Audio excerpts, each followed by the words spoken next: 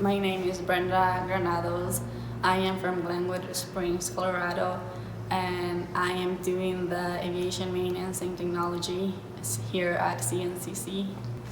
My experience here at CNCC has been really incredible. Just getting the hands-on experience, getting to work on the T53 engine, which is this one right here.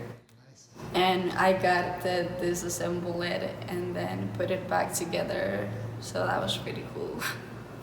I already got a job in Denver with commuter air, and I'm really excited about that.